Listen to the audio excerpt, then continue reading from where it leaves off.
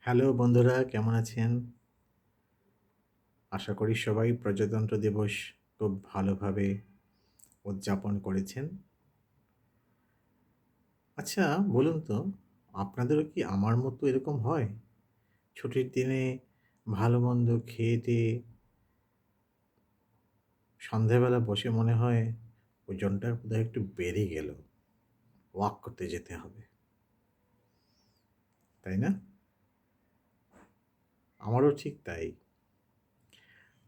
গত ২ বছর ধরে আমি এরকমটাই ভাবতাম যে, আচ্ছা ঠিক আছে, যেদিন একটু খেয়ে নিলাম বেশি করে, ভালো-মন্দ খাওয়া-দাওয়া হয়ে গেল, একটু ওয়াক-টোয়াক করে আসবো, তাহলে ওয়েটটা বোধহয় কমে যাবে।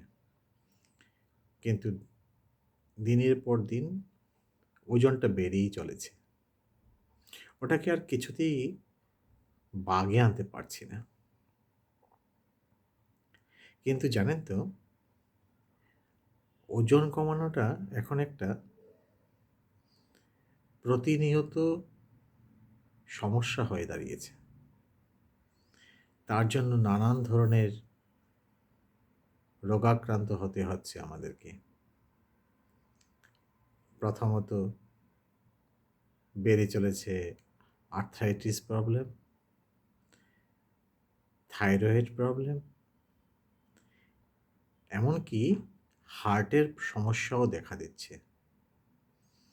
এই সবগুলোর কারণ হচ্ছে আমাদের ওজন বেড়ে যাওয়া। আমাদের কত ওজন হতে হবে? আমাদের উচ্চতা যত সেন্টিমিটার, তার থেকে প্রথম সংখ্যাটা বাদ দিয়ে দিলে যে দুটো সংখ্যা পেছনে থাকবে, ওটা হচ্ছে আমাদের আইডিয়াল ওয়েট। আমি যদি ১৬০ সেন্টিমিটার হই, তাহলে আমার আইডিয়াল ওয়েট হবে ৬০ কেজি। তো আমাকে ৬০ কেজি ধরে রাখতে হবে। তাহলে আমার শরীরের পুরো সিস্টেমটা ঠিকমতো চলবে। কিন্তু আমরা পারি কি? পারি। যদি আমরা নিয়ম করে আমাদের জীবনযাত্রাটাকে বেঁধে রাখি, তাহলে আমরা ওটা পারি। কিন্তু আমি পারতাম না। সত্যি বলতে কি, আমি পারিনি এতদিন। আমি গত ২-৩ বছর ধরে চেষ্টা করে যাচ্ছি। জিম গেছি, ওয়াক করছি, যোগা করেছি, জুম্বা করেছি, সব কিছু করে নিয়েছি। কিন্তু কিছুতেই কন্ট্রোল হচ্ছে না। কিন্তু গত নভেম্বর মাস থেকে আমি একটা ক্লাস বা বলতে পারেন একটা কোর্স জয়েন করেছি, যেটা আমাকে রেজাল্ট দিয়েছে। আমি গত ২.৫ মাসে ৮ কিলো ওজন কমিয়েছি। এটা আমার জন্য একটা এত বড় প্রাপ্তি, যেটা আমি গত ৩ বছর ধরে অন্ততপক্ষে ৫০-৬০ হাজার টাকা খরচা করেও আমি সেটা করতে পারিনি। এবার আমি রেজাল্ট পেয়েছি এবং সেই রেজাল্টটা পাওয়ার জন্য আমি আপনাদের সঙ্গে ওটা শেয়ার করতে চাই। আপনিও যদি ৪০-এর উপরে হয়ে গেছেন, তাহলে একটু আপনার ওজনটা নিয়ে ভাবতে হবে। ওজন বাড়ার জন্য আমাদের pressure, sugar, diabetes, thyroid, arthritis, even আমাদের পেটের যত গোলযোগ সৃষ্টি হয়, তার কারণও কিন্তু হচ্ছে ওজন। তার উপর আছে আমাদের খাওয়া-দাওয়ার নিয়ম। আমরা কখন কোনটা খেতে হবে জানি না। দুপুরে লাঞ্চ কটায় করতে হবে, কত ঘন্টা বাদে আবার খেতে হবে, রাত্তিরের খাবারটা কখন খাবো, কি খাবো, সেগুলো আমরা ভালো করে মানতে পারি না।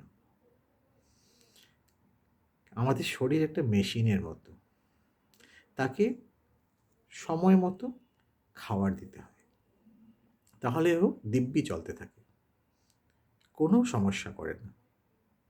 কিন্তু যদি আমরা ওকে যেটা ওর রাত্তিরের খাবার সেটা ওকে সকালবেলা দিই, যেটা ওর দুপুরের খাবার সেটা ওকে রাত্রিবেলা দিই, তাহলে মেশিনটা কি করে চলবে বলুন?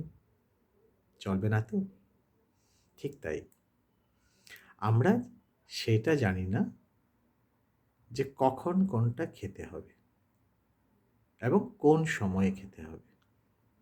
আমাদের মেশিনে যদি একটা খাবার দিই, সেটা খাবারটা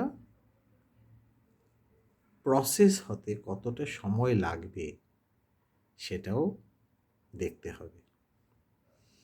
তাই ওটার জন্য একটা প্রসেস আছে, সেই কিছু নিয়ম আছে। সেই নিয়মগুলো ফলো করলে নিশ্চয়ই ফল পাওয়া যায়।